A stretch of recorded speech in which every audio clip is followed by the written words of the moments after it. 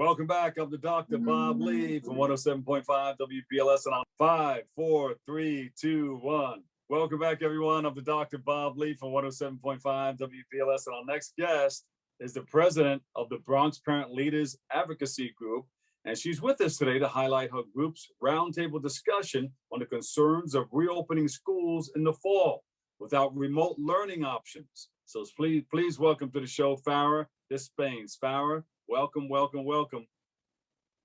Thank you so much, Dr. Bob. Thank you for having me. I'm so excited. You're always welcome. Tell us about your concerns about the schools reopening and how parents are going to interact with it. Tell us about it. Well, for us in the Bronx, our parents and parent leaders are very concerned that the mayor and the chancellor are not willing to offer a remote option because some of our parents are not ready to send their kids back in the building. So you have questions around ventilation in the buildings. You have questions around the safety measures, because there will be vaccinated and unvaccinated people in the schools, staff and students. You have questions around vaccination hesitancy. And then also you have questions about some kids, who did very well in remote learning, right? Because yes, there are plenty of kids who didn't do so well, but there are parents who felt like their kids did better in remote learning. And for their family situations, that is something that should be offered in the fall, given the fact that we are not totally out of this pandemic. Yeah. And what we also see is that in the private sector, companies are willing to give their workers hybrid forms or totally remote or what have you. And we think that the DOE needs to be just as flexible with parents and students because their situations are different. Yeah. So what are you proposing? What do you want the elected officials to know about? Well, we're proposing that first of all, the voices of the people who are always left behind are heard. And in this case, we in the Bronx, we were one of the hardest hit populations by the pandemic. And that has resulted in a lot of family situations that is just not conducive to some parents and some students going back into school buildings or even going back to work. So we want those voices to be heard and for decisions not to be made without hearing the voices of parents and students. Because, as we say in our group, New York City, the United States of America, is not an autocracy or a dictatorship. So all stakeholders need to be at the table when decisions that impact their lives are being made. And you had a roundtable discussion, right? How did that turn out? Well, we put it this way: we are having a series of roundtable discussions. So this is one of them. Was this round one or two? Round one. Round one. There you go. So, at least from the chancellor's point of view, it seems like we are being heard, and maybe we can move the needle. Nothing is decided for sure, but at least we are being heard.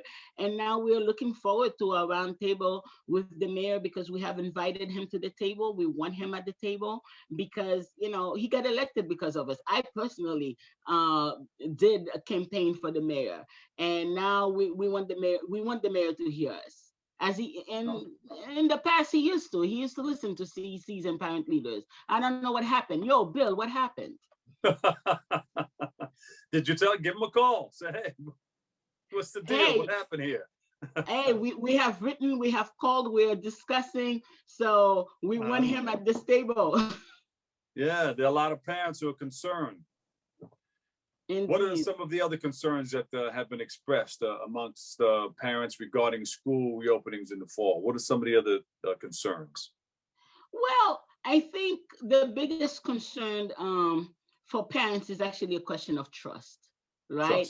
The DOE says, but we know in the Bronx, we've always been left behind when it comes to students and their needs, especially kids with IEPs, or general needs in terms of curricula and different things. We've always been the borough that was left behind, that is left behind. And if we don't fight the mayor on this and the chancellor on this, we're going to be the borough that is left behind once again, right? So our biggest concern is like, will the DOE, can the mayor keep their promises to underserved communities? Like, our buildings are overcrowded, co-located. We have no reason to believe that with a new variant coming out, the Delta variant, that the CDC guidelines will be enough or will be actually adhered to, so that we feel that our children are safe. So if the buildings are overcrowded, and we're talking about lifting all sorts of guidelines in terms of social distancing and masks, for us who've been hit the hardest, we are totally at risk. So it's like this: if we cannot trust you to keep your promises, then we want to be in control enough to say, you know what, if I don't trust, I'm keeping my child home. So, and you can't build trust in 2 months, right? So we know the mayor is not gonna, and the chancellor, they're not gonna build trust with parents in the Bronx in 2 months. So while we are building, we are working on building trust. We want the opportunity, the option to choose to keep our children home if that is the case. I'm certain that there are plenty of parents who want their kids to be back in the buildings because they believe. What I do know, and the parents that I do represent, are the parents who do not trust so much. And that's and I think for me and for us as the Bronx Parent Leaders Advocacy Group, that is the biggest concern. Yeah, you mentioned the new variant that's out there that's gaining ground. And that's why I always tell people every night when I'm on the radio,